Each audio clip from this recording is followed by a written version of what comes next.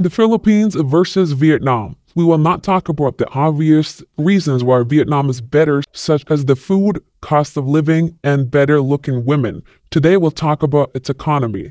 American in KL says on Reddit, Vietnam's industrial transformation has been anchored by major multinational investments, most notably Samsung, which has turned the country into a critical global electronics manufacturing hub. Beyond foreign giants, Vietnam is returning to its own champions. Its first fully electric vehicle manufacturer, VinFast, has begun exporting EVs to the United States and Canada, symbolizing the country's ambitions to climb the technological ladder. The Philippines' path has been dramatically different. Instead of manufacturing, its growth pillar had been overseas Filipino workers, OFWs, and business processing outsourcing, BPO, sector. In 2024, the country's 2.2 million OFW sent home 38.5 billion in remittances, which is an extraordinary lifeline that supports millions of households.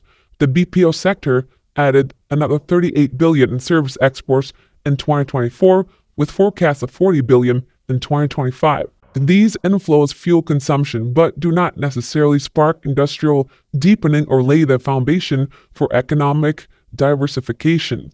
The contrast is sharp. Vietnam builds factories while the Philippines built call centers. These choices continue to shape the trajectory of both economies. Precisely. Well said. Throwback says, have lived in both. Despite similar sized GDP and populations, Vietnam surprisingly feels more modern on average and its ongoing major infrastructure build-out. Meanwhile, infra even in Metro Manila is poor. I'm not even talking about metro, even just the roads to the airport or Manila Center are some of the roughest I've ever experienced in Asia. Vietnam is pushing hard to get into high-tech semiconductors and software. Right now, Philippines' service sector is stronger, but I imagine Vietnam will catch up on that in the next decade. Hope both countries unlock their potential. To be honest, people deserve better lives. One thing that often gets left out of the discussion is timing. The Philippines was pretty far ahead in the 70s and 80s compared to countries like Thailand and Vietnam. Then it stalled economically. On the other hand, Vietnam really hit its stride only 10 to 20 years ago. I think that's a big part of why, outside of BGC, the Philippines infrastructure feels tired. It is, whereas Vietnam feels more optimistic. Wealth building, infrastructure boom is now, even more dramatic when you go back to Bangkok. The contrast of how much feels new versus old is really striking compared to, let's say, Makati. When it comes to service sector, English is the advantage. Of course, Malaysia is the potential competitor, not Vietnam, depending on how you define service sector. That's also correct. Just so you know, Malaysia has just passed the Philippines in English proficiency in global rankings. You can look that up yourself because even in English, neighboring countries are catching up and will eventually surpass because it's not only about being able to speak English, it's about competency and understanding of the words that are coming out of your mouth. And as we all know, Filipinos can barely pass high school grade math or even English proficiency. So just because they speak English on a conversation level, it does not mean it can be effective in anything beyond a call center. 3AM says, this is pretty insightful, thanks for sharing. The problem with BPO is that they are about to get decimated by AI. The country is really not at all prepared. Vietnam will outdo the Philippines. The Philippines is just too stupid and corrupt for any real progress. And there lies the key.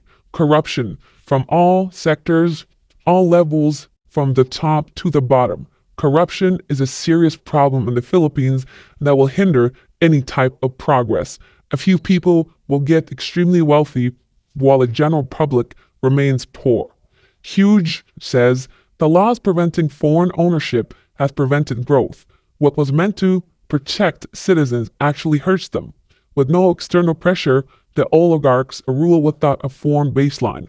Philippines could do better by having more liberal foreign investment laws like Vietnam, South Korea, Japan, and Malaysia.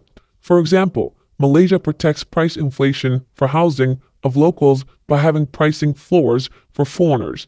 Essentially, Philippines is a close, stagnant economy with GDP growth driven by population only.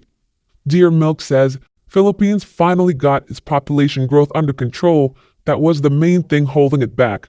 Too many unwanted babies, more dumb people, more dumb voters, more bad politicians. The Philippines population growth rate has been always out of control compared to most other Southeast Asian countries. But that finally started to change with the passing of the Reproductive Health Law in 2012, and then since 2020, the birth rate has been below 2. I think we will start to see the positive effects within coming decades.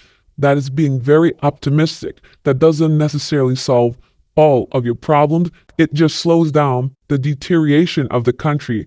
Mysterious Lion says, Vietnam is 20 times better in almost every way. Yes, and that is the reality of today.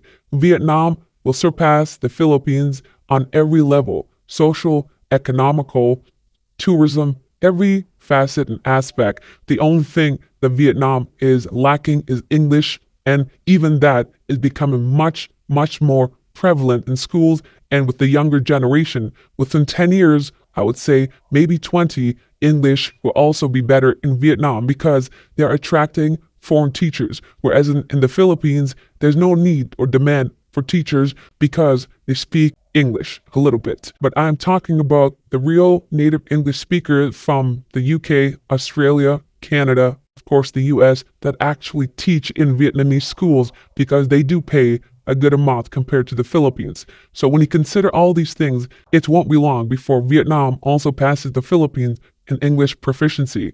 Cheerful says, this is because of the Philippines' own protectionist policies and lack of infrastructure.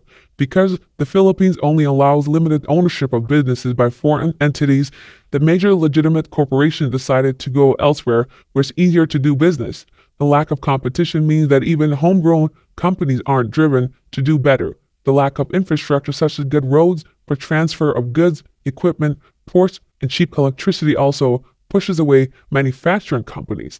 The lack of consolidation of farmland and use of more advanced farming technologies also limits the agricultural sector. It also is behind in terms of cold storage, roads, etc. The BPO industry is carrying a large chunk of the Philippines economy because the Philippines is highly uncompetitive in other industries due to lack of infrastructure and its foreign ownership restrictions. No lies have been told there. Facts.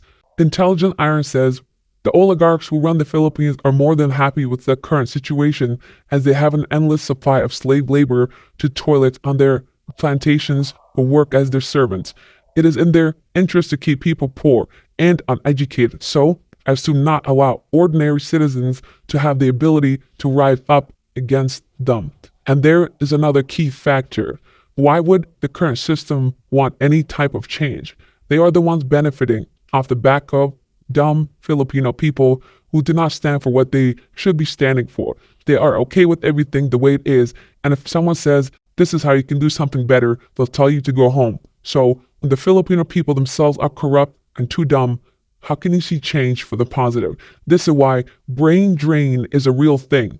Any sensible person in the Philippines with the ability to move abroad, they do that. They leave. And why do you think offloading happens? They don't want you to leave the country as a Filipino. They want to keep you there so they can take advantage of you, they tax you, and so on and so forth. Pitfall Recovery says, the Philippines Constitution is designed so that the regional political dynasties and the corporate conglomerates maintain control over all aspects of the economy. There's zero desire to really grow or modernize it at all, but attracting wealth and ensuring control.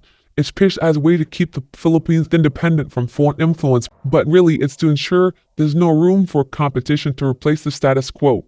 That's why there's never big startups or breakout industries in the Philippines. Disruption disrupts the grift. Also, why the property taxes are so low, to ensure the major landowners can easily hang on onto vast amounts of land. The list is endless, but none of you that's been to the Philippines and to Vietnam can tell me that the Vietnam is not better in every way possible. The only thing the Philippines has is easy women, easy visa, and passable English. That's it. And many Americans sadly will settle for that. They do not even consider somewhere else that could make their everyday living 100 times better. Thanks for listening. God bless.